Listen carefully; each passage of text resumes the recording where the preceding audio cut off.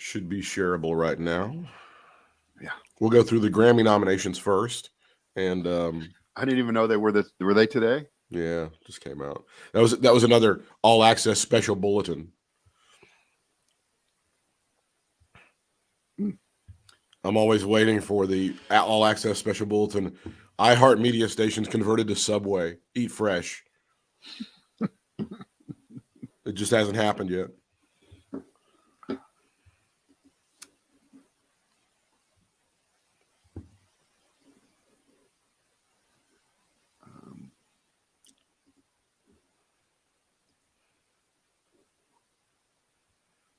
All righty.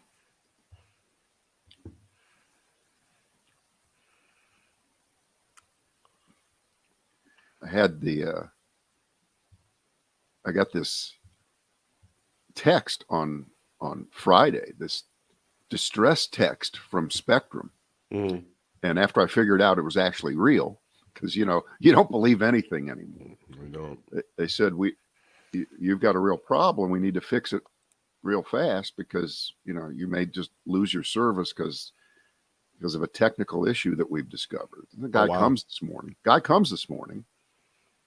And the problem was, it's hard to believe, that we were getting too strong of a signal. Plus, it turns out that if your house is 23 years old, it's possible that some of the original connections are not, how should we say, up to modern snuff. How about that? So he went around and changed everything out, did a great job, and everything's looking good. Have you ever noticed that when you've been at my house during the Super Bowl, you ever noticed my intermittent pixelization problem on my TV? Once in a while. It's not. Yeah. Yeah. So I believe that was just addressed today. And Okay.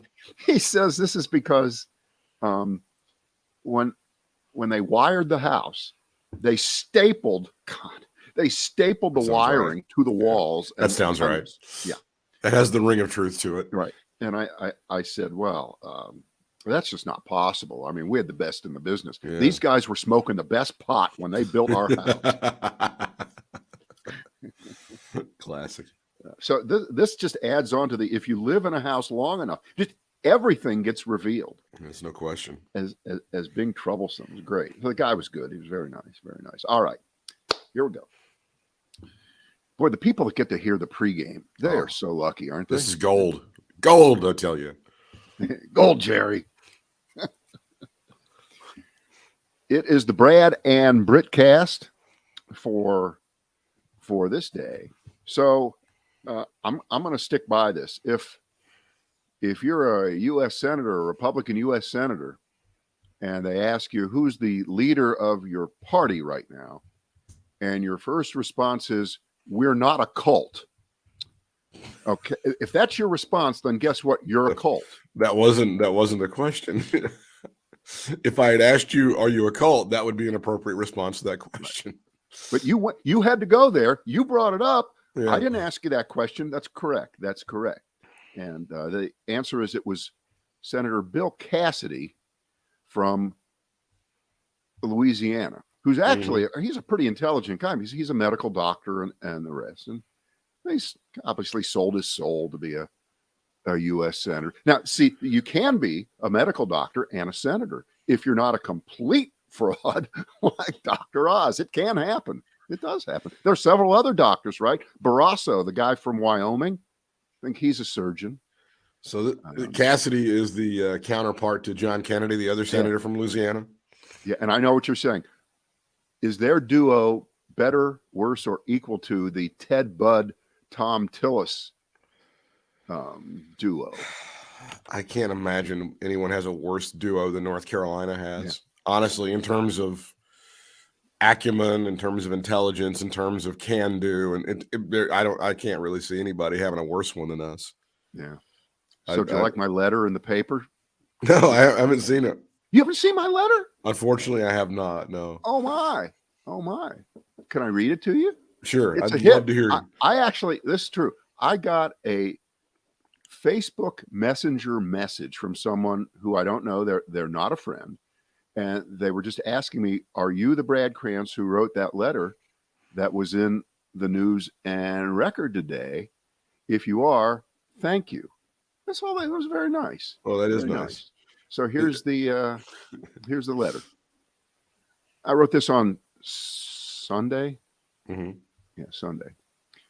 It said, in answer to the headline on one of the letters Sunday, here was the headline on a letter. Is this a joke? All right. Not does it float or anything like that. Is this a joke? Wait. And the letter was only 3 words long that they published. It said, really, Pennsylvania? Really? I said, that's not very funny. I said, attempted conservative comedy and snark rarely is. The writer, in obvious disbelief and despair over John Fetterman's wonderful, remarkable victory last Tuesday, is attacking the voters of Pennsylvania for definitively rejecting New Jersey's Mehmet Oz as their next senator. The red tsunami never happened nationally because of voters like those in Pennsylvania, who did see through the fog of culture war drivel and the nonstop attempt to tie every Democrat everywhere to be in favor of, in parentheses, the word black, crime, and inflation. Joe Biden's 2 recent speeches about the clear and present danger to American democracy undeniably broke through in ways that MAGA Nation wouldn't understand, couldn't comprehend, and wouldn't acknowledge. The election really was about more than today's gas prices. In a great year nationally for Democrats, one has to ask, though, Ted Budd? Another Sunday letter accurately connected the racism of the 1988 Willie Horton ads through to the defeat of Sherry Beasley. One should throw in Jesse Helms' last 2 campaigns of unbridled racism against Harvey Gantt. It just never stops. Really, North Carolina? Ted? Budd? That was my letter. Well, got some fan mail on it. The there classic. There was an edit, though, Britt. Yeah, I know that. I noticed you said there was some sort of thing that they objected to. Well, I threw in after I said, one must ask Ted Budd, and then I wrote WTFNC. He knocked that out. Okay, that's just too much. That was over some kind of. That's but okay, too spicy. Yeah. The classic Jesse Helms ad during the Harvey Gantt campaign was the hands ad during that 1990, and I recall we had the audio version because I was doing the overnight show, and then you came on and did mornings. And when the staff got in that morning, they go, "Oh, they're going 100% with this hands ad. Can you dub this off? Can you take this reel-to-reel tape and put it on what we called a cart? A cart looked like an 8-track cartridge." And I remember that morning dubbing that. Either you dubbed it or I did it. And immediately on your show, they started running that ad, the audio version of the hands ad, that particular morning in 1990. So this would have been late summer, early fall. Yeah. When they started running that particular ad. Well, you know what, Britt? You could have had that job, but they had to give it to, what was the wording on that? They had to give it. Did he say a minority? I think they said somebody else. They had to give it to somebody else because they were. And of course, if you really dug down on it, which you always try to dissuade me from doing, how many times did Jesse Helms actually propose legislation to do away with affirmative action, to get rid of affirmative action? He would do little bits and pieces when it came to bidding for government contracts and stuff like that, but he never really had anything to do away with affirmative action because it was such a great way for him to get poor white people to vote for him.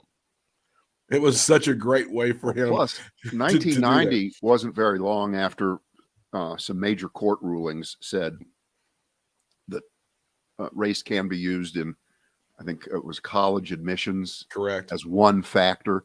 And funny, we're right at the precipice of that whole idea being pitched aside under the guise of, it was such a great policy that worked so well, let's get rid of it. We got to stop doing it.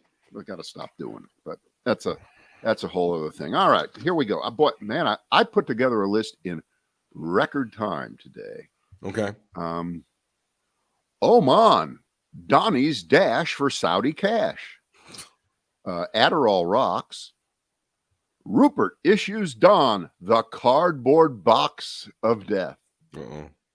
My Pillow Guy and Steve Bannon's three-way with Carrie Lake. Oh, geez. Start with Don's that one. Don's remake of a Ben Gazzara 60s TV classic debuts tonight live. Jesus. Or, you'll love this one. If Pat Summerall were alive to see what is happening right now, who knows what he'd think of it. And I know I'm getting your curiosity up on that one. And one last one. There's so many. U.S. Senate race in North Carolina draws hardly any national attention, but barbecue tussle, holy shit, everybody's weighing in all across the country. Let's do the Carrie Lake thing first, because that was the announcement last night that the brunette Barbie of MAGA Nation went down in flames. Katie Hobbs is going to be the new governor of Arizona, despite what a lot of people think. And that was announced and projected by most of the major news organizations. So I'm not sure what the future holds for the former news anchor, Carrie Lake. Well, I think there could be a spot on the big, fat, curvy couch on Fox and Friends, because that's a rotating, that's a non-permanent position. How many bimbos have they had in the middle there? How many? You can't even remember. You're talking about the big show, the weekday show? No, they have the morning show. Yeah. Well, I guess you give her the weekends first, right? They do that. And if you got to be careful. That's, Ainsley Earhart is Sean Hannity's girlfriend, so I don't know if you want to F with that. There's internal politics involved. Yeah. You could really piss off one of your bigger stars. All right, so the My Pillow guy is talking to Steve Bannon today being Tuesday, and they are the two number one experts on electoral politics in this country. So let's fire up the old color-teeny here. You Tom Snyder fans, you remember that word. Fucking Tom Snyder, I loved him. So did Letterman. That's why Letterman brought him back. I thought he was great. Here we go. Steve Bannon and the My Pillow guy on Arizona.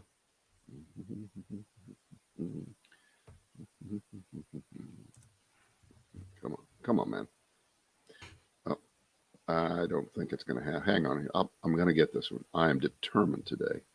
Sometimes if you wait too long, it doesn't happen. It'll Daily Mail and the Carrie Lake situation. It's zero probability that Katie Hobbs, hiding in her basement, refusing to debate, won that election. Just zero probability. What's to be done, Mike Lindell? Okay. Now, see, zero probability and 100% probability aren't that close to each other, are they? No. Okay. I just want to make sure that Bannon realizes he's 100% wrong, but okay, go ahead. Well, there's a lot to be done, but it's I think it's just a divine intervention that today that the president will do this announcement, and everybody needs to keep the faith. I mean, this is all unfolding. We've caught them.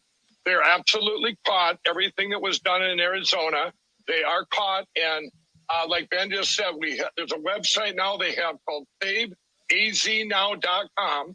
Saveaznow.com. You can go there. If you're one of the tens of thousands that had problems with your vote with the machines, they said the machines didn't work. Okay, that's enough of that. It's babeez.com. Yeah. You don't want another whole minute of that shit, do you? No, it sounds completely legitimate. That's where you would go, obviously. Oh, well, all right, you asked for it. This lady, Steve. It blew up. By the way, the video on this is great because he's standing in front of what is either Mar-a-Lago, this kind of two-story Adobe-like structure, or he's standing in front of the set or wherever they produced the show Ozark, where they had the guy who was the drug guy down in Mexico. Remember, he had this big, beautiful. He's either at Mar-a-Lago or at the Ozark drug guy's place. I can't be either place. I do love the fresh material with there. Katie Hobbs hiding in the basement. Mwah. Thanks for getting that one. That's a good one. Can I get a Ronald Reagan? Can I get a Ronald Reagan jelly bean joke, please? I didn't think that was a great strategy. Most people were just disgusted that she just didn't get in there and go at it with Carrie Lake. But I understood why she didn't want to create sound bites and things of that sort for more Carrie Lake commercials. I get that.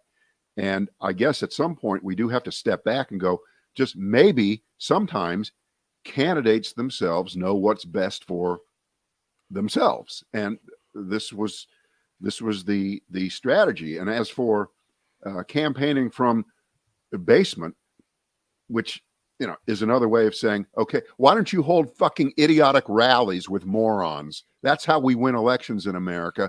You know, maybe in the 1830s, before there was mass media, you had to do that. You don't have to do that anymore. And the bitterness of Donald Trump being beaten by Joe Biden, who worked with what he had in the moment where we had COVID and decided that he was going to campaign his way and not Trump's way. You know, we never did get a final total on just how many people got infected and died who attended Trump rallies in 20. Just imagine how many people. It's way more people have been know. killed by the vaccine. Whoa. They're just stacking up the bodies from the vaccine deaths. So there, suck on that. Yeah, way more. I'm very surprised, and I hope this trend continues. I'm very surprised that we have not had a tragedy linked to them just fucking lying about this election in Arizona. Like just the cheating. I'm surprised that some of those Proud Boys and stuff have not just opened fire. I'm not hoping that'll happen. I don't want that to happen, but they're out there already today spreading even more lies about how this happened. The Democrats cheated, blah, blah, blah, blah, blah. And I'm, you know, again, they're playing with fire. We've already seen this, and I certainly hope nothing like that happens. But if they do, if it does happen, we will know who has blood on their hands. Well, the interesting part of, you know, Arizona, Nevada, California, I think Alaska is still not decided yet. You know, those are the 4 states that have different process of counting votes, and they're extremely fastidious about it. I mean, you could make a case that when they announce a winner election night and it's relatively close, that you'd have a better case that some fiddling and diddling was done than if these votes are counted by hand, usually with a Democrat and a Republican looking over the shoulders of everyone doing the counting. That's right? correct. That's correct. And so you really do get a more accurate count. It's excruciatingly slow, but, you know, this is just the semi-adult version of, are we there yet? I'll tell you when we're there, right? Grow up. You're not children. You can wait. So what has been the Republican response to this whole election? Number one, we have to do away with mail-in voting. It has to go away. Can't do it. And we have to raise that voting age to 21 because we just can't compete. You have to vote as an able-bodied human on election day or fuck you. That's what the Republican Party is really kind of all about. And trust me, they'll try to codify it at some point. It's never going to happen. We've used mail-in voting in this country for decades. It's been around for a long, long time. I understand that every bit of change and progress that's occurred since the 1860s needs to be re-examined to see whether we can make the country better if we can just get rid of all these. Yeah, I'm not sure that we should trust this newfangled United States Postal Service. I'm not. Maybe once they get established in another 100 years, we'll figure out. What about the Pony Express? That was a good one. Jesus Christ, these guys are the greatest. It's like maybe we should change our message and get some candidates that appeal to younger voters. Nah, fuck that. Raise the voting age to 21. We can't have these people. And by the way, the corollary to that is you've seen the Jesse Waters video, right? From last week. The one about how single women are awful and terrible and just want to have abortions. Just shoot me now. And we need to get men out there to bang these women over the head with a club, drag them back to the cave, impregnate them, and get them to vote Republican. You've seen that one, right? But you know, first of all, that's one where you can't take it seriously. I mean, he is a clown. He's truly a clown, and so he truly is too stupid to talk about. All right, pick one of these. Or let me pick one. Don's remake of a Ben Gazzara 60s TV classic debuting tonight in Palm Beach. And Yeah, the we should do that program- because Lindell, Koki Mike Lindell, just mentioned Trump's announcement. What, you breaking news while we're speaking? No, here? when you played that clip, Mike Lindell was just saying, "Oh, the whole thing," and he mentioned Trump's big announcement. Oh, well, that's not what we're talking about here. There was a show. It was on TV from 65 to 68, starring, and I believe he was a great actor, Ben Gazzara. Did some Always. great TV shows, good Yeah. stuff. And he had a show called Run for Your Life. You don't hear much about it. And Ben Gazzara gets told that he's terminally ill and he's going to be dead in 2 years. So he decides, I guess this is like the original bucket list show. So every episode of the show is him just doing something that he always wanted to do. From riding the trains like a hobo or meeting up with prostitute, whatever. He has no fear of death because he knows it's coming soon. And he has everything but time. And I think that's Donald Trump. He really did have everything. But the one thing he doesn't have is unlimited time. He's what, 75, 76? Mm-hmm.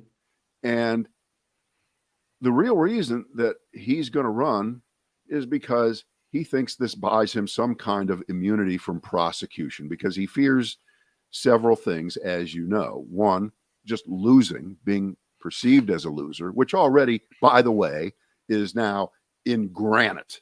Okay. He's a loser.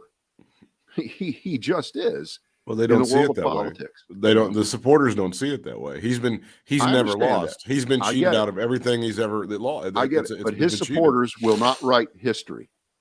They will do. not Well, chronicle the time. I seem to recall them writing history on a particular date. Let me pick one: January 6, 2021. If I could think of just one where they tried to write it and they got about halfway through and then they got That was squashed. it. So he fears being a loser. He fears not having money.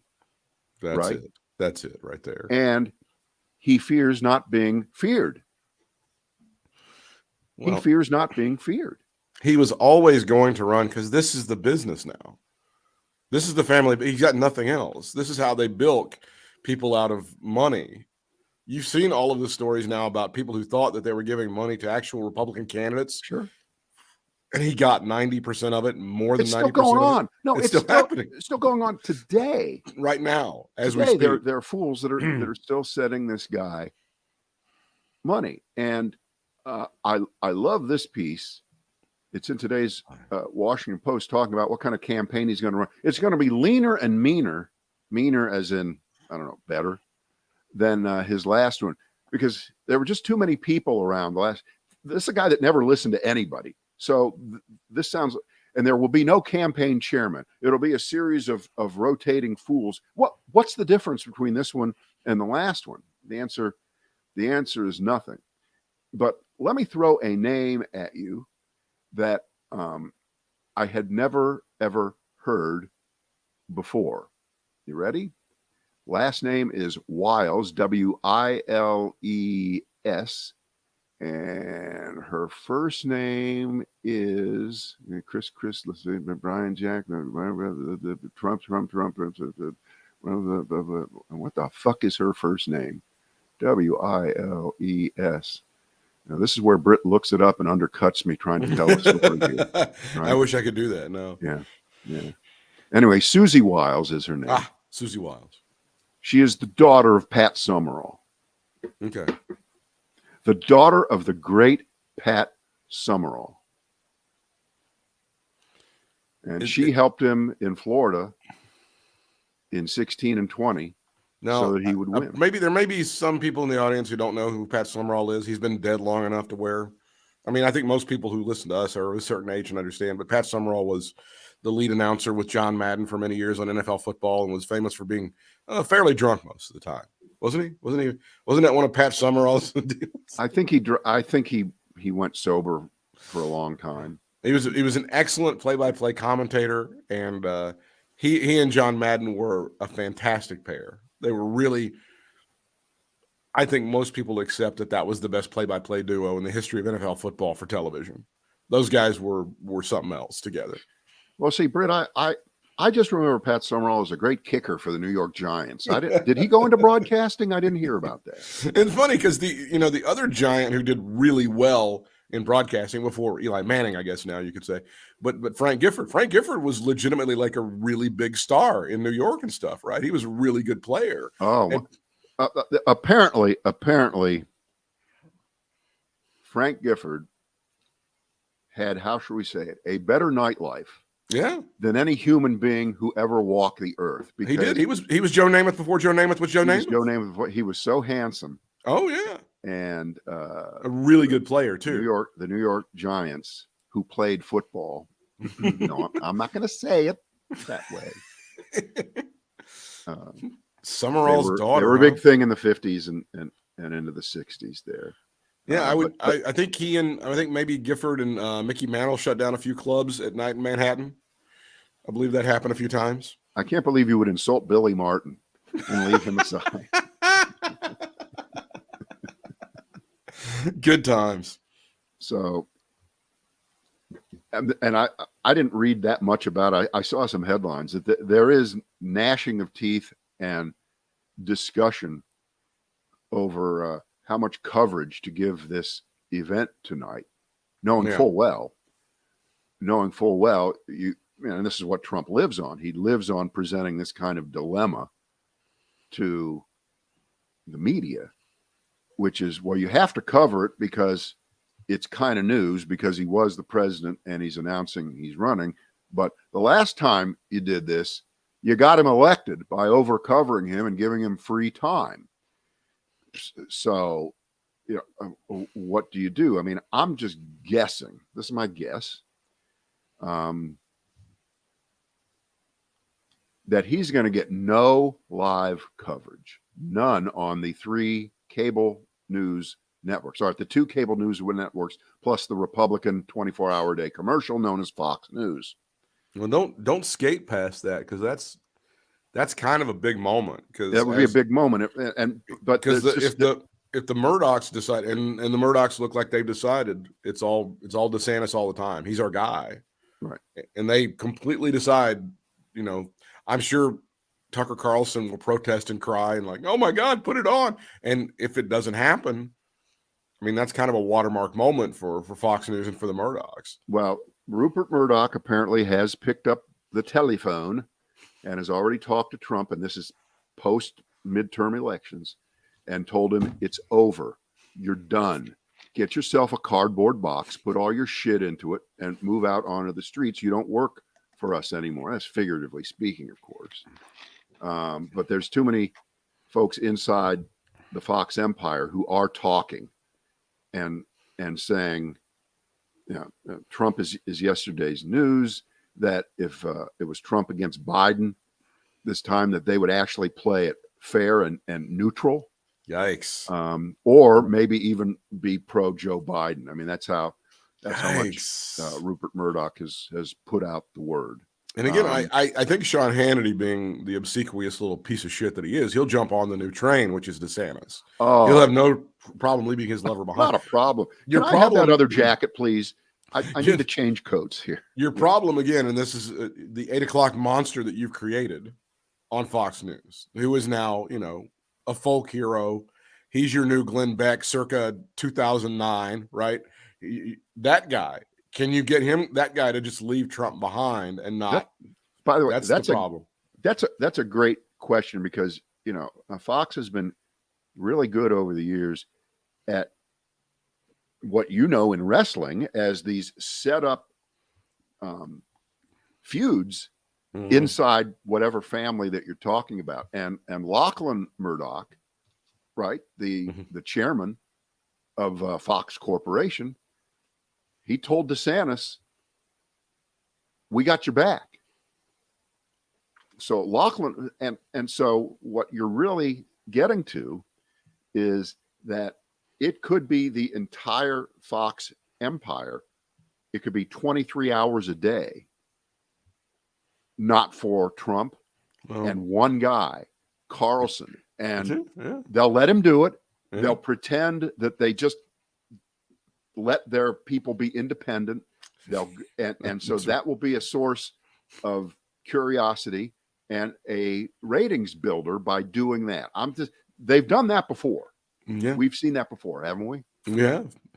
It'll be interesting. And then, of course, when you talk about putting the entire Murdoch empire behind DeSantis, the New York Post is already on board with trashing Donald Trump and killing him.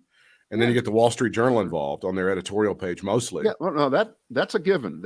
That's a given. Just the question is, do we have any stragglers, who are tied to a rope and being dragged behind the Fox vehicle there, still pretending that Trump is a thing and is worthy of support when, and remember, we have to make sure that nobody thinks for 1 second that we believe something noble is going on here in the Republican Party, that they're doing something that's funny for the best interests of the country. Everything they have done since minute one was weighing the probabilities and possibilities and what's in it for me, someone else. All right, I'll cave in because that seems to be where the voters are. And they've done that ever since then. And it's the same with Mike Pence. For 1 second, give Mike Pence one bit of breathing room here over anything he's saying in public about Trump right now is no, I don't care. It's too late. You wrote a 500-page book, and 2 chapters of it are about January 6th. And the media, that's all they want to talk about. No, let's have a town hall meeting tomorrow night on CNN. And Jake Tapper, when you talk to Mike Pence, I just want you to ask him a lot about his faith in Christianity and his family. Please go there. Oh, wait a minute. That already happened on Monday night. Sean Hannity had him on. And Britt, I'm taking a bullet for you, man. I mean, I watched 10 minutes of this. Don't think it's not appreciated. It's always appreciated. So Hannity comes on. It's true. I saw this with my own 2 eyes. And he plays the game and says, you've read this book and the media is dwelling way, way too much on just a little moment, a little happening. And they're not understanding that most of this book is about your entire career, about your life and your devotion to our country. Well, thank you, Sean. I'm glad you finally pointed that out. So that's what went on. And that was Hannity's version of burying the lead, as they say, which is Mike Pence finally speaking out now, if you want to accept that as something really important and relevant, about what happened on January 6th and how Trump basically said, you're a pussy, you're a wimp. If you don't do what I tell you to do, history's going to look at you as a piece of shit. And if you do what I do, you will be a hero. And Sean Hannity he didn't want to go there. That makes you feel a little bit uncomfortable, doesn't it, Mike? It's in your book, but let's not talk about that. Let's talk about your faith and how you go to church on Sunday and shit like that. And by the way, the typeset in this book is fantastic. Did I mention that, Mike? Way to go with the what is it? Giant letters like when you were in 3rd grade? and Helvetica. Way to go with Helvetica on that, Mike. I just wanted to concentrate on anything else in the book other than the other part of that you mentioned that nobody covering this thing is like under Jeff Zucker, CNN, they got a lot of criticism because they would cover a lot of the Trump rallies. Well, they're under new leadership, obviously, at CNN, and they're going through a tremendous restructuring. And Donald Trump simply is not the box office that he used to be. He does not command the ratings. He does not command the attention. And a lot of people are sick of him, and he's been overexposed greatly. So having him on live on CNN ain't going to happen. MSNBC ain't going to happen. C-SPAN, I would be surprised. I'm not even sure. C-SPAN will cover it, and the right-wing, super right-wing networks, Newsmax and One America News, right-wing news, Fuck You America, We're the News, all those things that are on your Roku. Do they keep spawning new versions of that same thing like over and over? When Newsmax almost it's sad, is the granddaddy of those bullshit right-wing channels now, right? Yeah, but they've been lapped. They've been lapped by these other guys. They have. It's great that they're like the standard brand. No, see, I know you don't watch these, but I have enough, and I'm still alive to talk about it. when Trump would have these rallies, each weekend, for the last couple months, there'd be one in Arizona, in Texas, Pennsylvania, Ohio. These networks, these right-wing, not Fox, but the One America and all these other, they would do wall-to-wall coverage for 2 or 3 hours before. Okay. They gave it like Super Bowl pregame coverage length nothingness. And it would be just these people sitting there talking and watching the crowd gather and telling you how great this is going to be. It was just, you would just die watching it because nothing is happening. Nothing is happening. And they're telling you what a wonderful gathering this is going to be. And Donald Trump has really still got the country in the palm of his hand. And here he comes to speak to, they love him. So of course, those guys will cover, but you're certainly not going to get broadcast network coverage of it. Oh God. And I'd say you've got about a 10% chance that Fox News itself will cover it. They may even play the game of, we'll run it on Fox Business if you want to see it. Holy shit. What but an they insult. Definitely will run it on their streamer. What is that? Fox Nation? Fox Weather. Put it on Fox Weather. Fox Weather. Right. Because the weather in Palm Beach, it's always beautiful. Right. Right. That's funny. What else do we have here? We have Adderall Rocks, or Oman, Donnie's Dash for Saudi cash. I'll do that one. Do Donnie's Dash for Saudi cash. Yeah. You may have seen this yesterday, but it kind of disappears down a black hole in the din of insanity here. That yesterday it was announced that the family has struck a deal with a real estate company out of Saudi Arabia to license their name to a housing and golf complex that will be built in Oman, which, Britt, I'm not a conspiracy theorist, but is it just a coincidence that the Trump family got this signed the day before Donald Trump apparently is going to announce his candidacy for the presidency, as if he did this next week, that people go, wow, that doesn't sound very ethical. No, Donald Trump not being ethical. No. Yeah, it doesn't sound anything near ethical. And I'm kind of shocked over it. And here's why. I thought he was going to finally nail down that Moscow Trump Tower deal after all this time, because he's been basically on the side of Putin against Ukraine, right? Mm-hmm. I would have thought that would have gotten it done, but it did not. This will be built in Oman on a hillside adjacent to the Gulf of Oman, and will include a golf resort, villas, and 2 hotels. And to quote Jerry Seinfeld, who are these people who want to go to something like that? I guess there must be some, but not necessarily, because I think that business at his thing in Ireland, right? He's got that. Which one did he buy? Turnberry in Scotland. Yeah. That's a big bomb, right?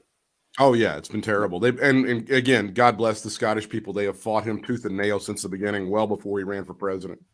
They've hated on his guts. They've used every government way possible to try to protest him. When the government would, I think there were certain government entities, there were certain government officials who okayed it, who were voted out of office, just tossed on their ass. There have been very ugly signs posted well within public view denouncing him on that course. God bless the beautiful Scottish people. Since you mentioned money, and there's really no way to transition to this at all, I just want to get your take on it.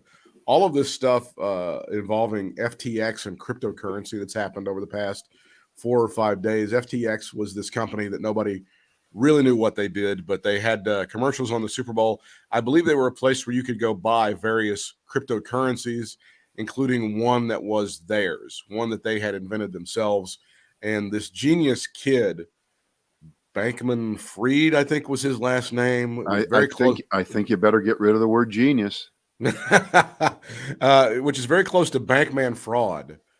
He was apparently taking some of the real dollars, the liquidity, if you will, out of his own company and putting it in other of his own companies, so that when people would go and say, I'd like to get my money out now, please, They were not able to do that. It started an old-fashioned, yes, it's a wonderful lifestyle bank run on this place, and certain people were told, we can't give you your money, and now, after a lot of machinations, they're in complete bankruptcy. Do you have a take on FTX and all this other this stuff? guy, Sam Bankman Mellencamp, whatever his name is, Cougar. He looks like the kid at camp that we used to beat up all the time because he was just a jerk, and he was a bad athlete too. So they would interview him at places like, what is it, Davos? Is that like the huge worldwide thing? And they would interview him, and you'd have white-haired old men like Warren Buffett and stayed busy. And then you'd have this guy who looks like he walked out of a hot box right before the skate park in his T-shirts and looking like he's late for the fish reunion. And they'd talk to him, and they'd have very, very deep conversations about where the economy's headed, what the future of Bitcoin is now. And he just turns out to be just a regular garden variety huckster. Well, it also, until proven wrong, it really does turn out to be that the cryptocurrency is not ready for prime time yet, if ever. It's just that simple. And did we ever get to the bottom of the rumor last week that Tom Brady had a lot of his money in cryptocurrency? Did you see this? As far as I know, he and Steph Curry have taken a bath on this thing. Well, taking a bath, if he lost $5 million and he's worth $200 million, I don't consider that it doesn't matter. I'm talking about, would someone like that, and Tom Brady has great judgment on the football field, but we have no idea what kind of judgment he has off the field. Well, he's also got like a team of people, and I understand. I hope to God there was one person that says, "Please don't put 90% of your assets in this." Britt, there are some people. Please don't do that. Of fame and fortune, who have gone all in or went all in on this kind of stuff. We may not know their names. Scaramucci.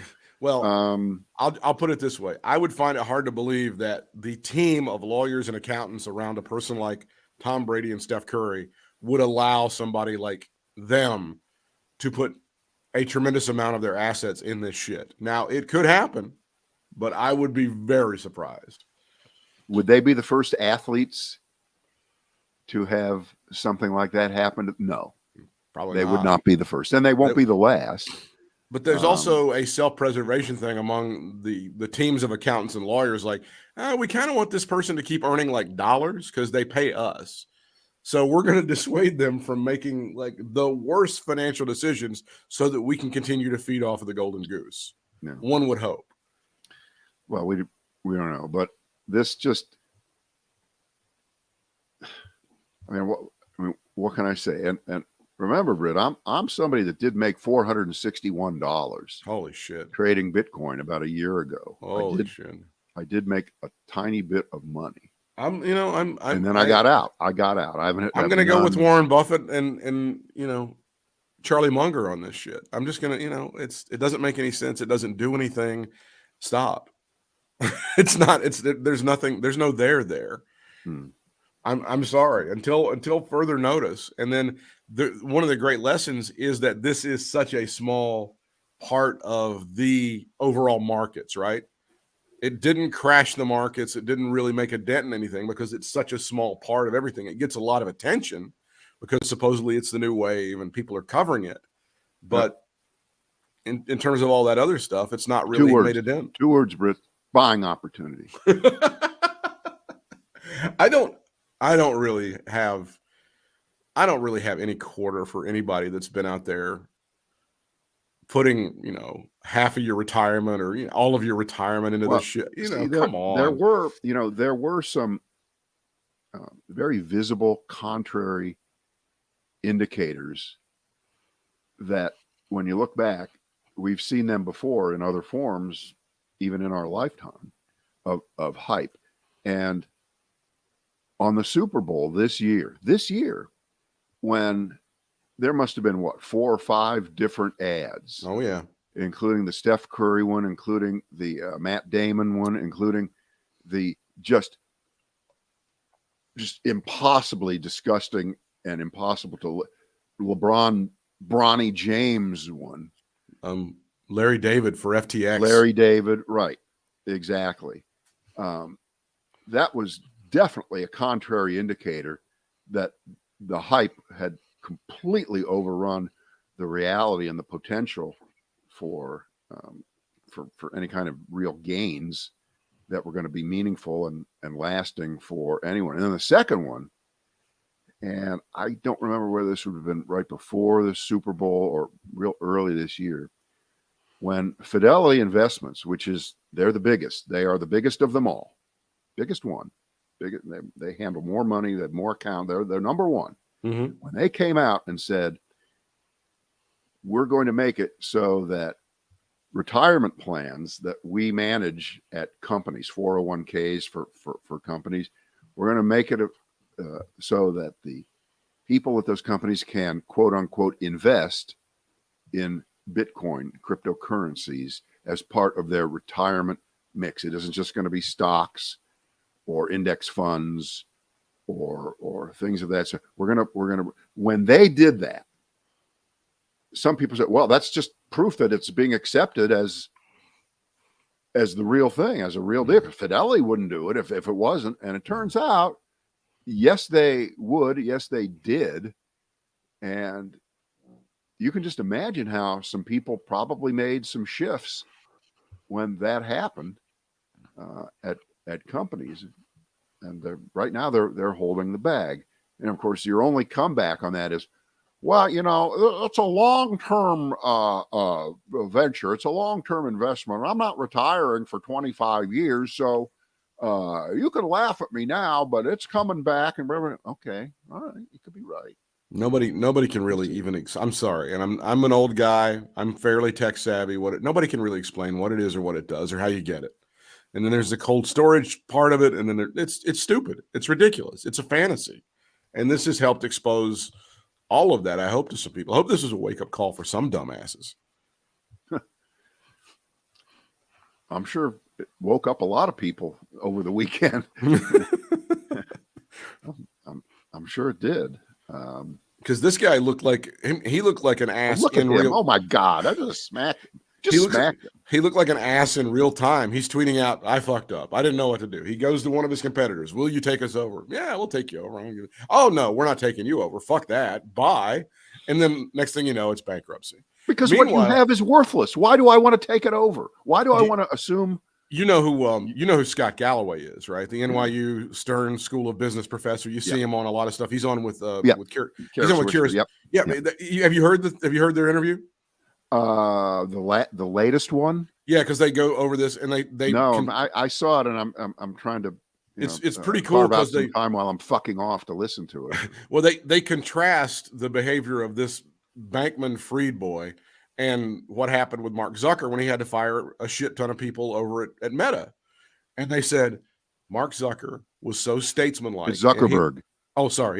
Jeff Zucker ran CNN. Oh yeah, I mentioned him earlier. So Zuckerberg, he does this in such a genteel, humane manner, does the right thing for his employees, says, "Look, I'm sorry, this is not your fault. It sucks. Here's 16 weeks of severance pay, and then 2 for every month, whatever, and we're going to pay for this and this." And he handled it so beautifully, as opposed to this pile of shit over here who was fucking things up left and right in his company and ended up, causing him to be bankrupt.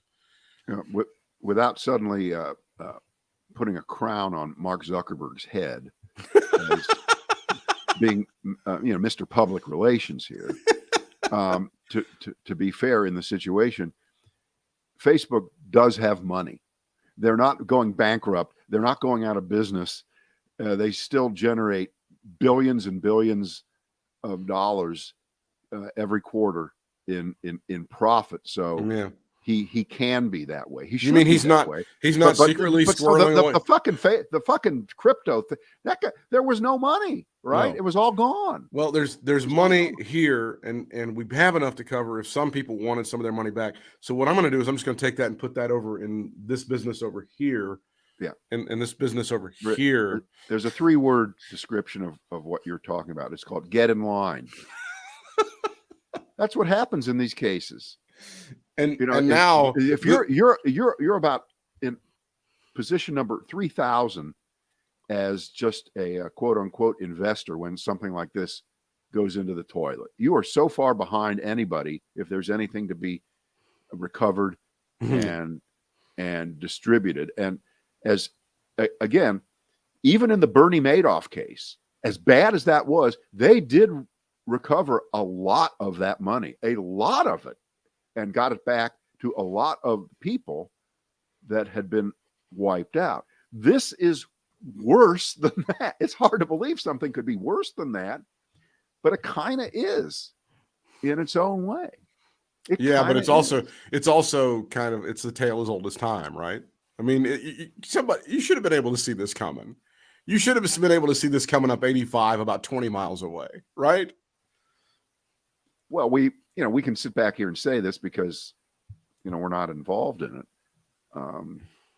But, faith is a weird thing. And if there was ever an example of financial faith in our time, it's been the last, 5 years or so, certainly, of cryptocurrency. And by the way, just think about what it's called. It's called cryptocurrency. All right. Crypto anything is by definition usually not good. Might even be evil. Not real. If I call you a crypto fascist, you're sort of a fascist, but not really there.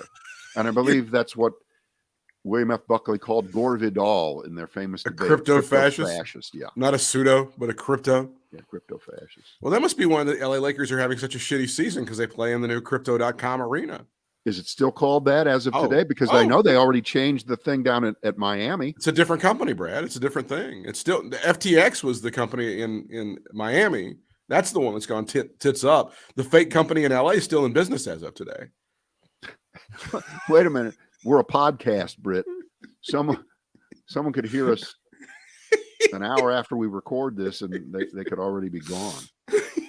Oh my. Years from now, they'll be showing all of this stuff. As all of this crypto shit goes down, they'll be showing screenshots of like the floor at the Lakers game and the floor at the Miami Heat game and the patches on the Major League Baseball, the FTX patches that the fucking umpires had on during the World Series. They'll be showing all that. It'll be like Enron Field. I want us to do this before we go because you must know the story by now. This is about the argument between the customer and the owners of Clyde Cooper's Barbecue in Raleigh. Yeah, this has been making the rounds for about a week now. The woman, right. But it's gone national, Britt. It has. It's gone national. And this is why this bothers me. Because the election between Ted Budd and Sherry Beasley never went national. It didn't. But let's fight about barbecue. Okay, the whole country has to weigh in. And here comes the Washington Post. They got to cover the story. The woman calls 911 because she saw pink on her plate and decided that it was uncooked. Yeah, she thinks she's being served raw pork. Yeah. I had ordered some food from there. The barbecue was pink. The dispatcher sent an officer to the restaurant to handle the matter. Britt, I hate to put you on the spot. Yeah. But what would Britt do? I would strongly try not to get the officer to go. That's not a police matter, ma'am. I will give you the number to the Board of Health. At that point, that's when Karen starts asking for my supervisor. And we eventually have to, because she's causing, at this point, a disorder. She's going to start yelling, screaming, bitching, kvetching, whatever. And then this is one of those, so you wanted to be a cop situations, right? Yeah. You went through the academy. You decided, you talked it over with your family, I'm going to risk my life. And they sent you out on some fucking call where you have to tell Karen what you're looking at is a smoke ring, you dumb shit. But that's what happens. Back to the Washington Post's version of this. In the weeks since the police in Raleigh worked the case of the pink meat, Clyde Cooper's Barbecue has defended their pulled pork, even marketing itself as the home of the infamous pink barbecue and creating pink barbecue merchandise. Others agree that customers shouldn't be frightened by pink-colored barbecue, which aficionados call the, quote, smoke ring, even if at times it can alarm the uninitiated. And they went and talked to a professor at NC State who's an expert in meat science. Wow. Is that a pickup line in a bar? I'm an expert in meat science. Myoglobin is a protein that supplies oxygen to the muscles of nearly all mammals. It's at the root of what happened to Clyde Cooper's, whose clappers were not. I see what you did there. Sorry. In non-barbecue cooking, heat denatures myoglobin in fresh meat, turning it from red to pink and then brown to hockey puck, which is the whole premise when you order a steak at varying degrees of doneness. But barbecuing can mess with the meat's transformation. And then when you smoke it, then everything changes. And this woman should just be, what can you say? This turned into a Google review disaster as people immediately went to defend the restaurant. And then folks from the restaurant went on to trash her. And then people were disgusted by the way the restaurant was treating her. And it's been a nightmare. It's been a nightmare. I've been to Clyde Cooper's. It's very good. It's a classic example of North Carolina barbecue. And I feel horrible for the cop who had to go in there kind of and like, what the fuck is this? Why am I here? Why and try to mediate and tell this woman that she had like nothing. She had zero. So, bottom line is trying to walk in and solve a barbecue dispute is right up there with domestic disputes of things the cops don't want to get themselves involved with because there's usually not a good ending. There's not a good ending. I mean, he's the cop is safe and sound and got to say hi to his family that night as he went home, but he probably was thinking, as Joe Garagiola used to say, I wish I would have gone to HVAC school. All right. We'll We'll follow that, and if there's any updates, we'll get right to you. We'll break in.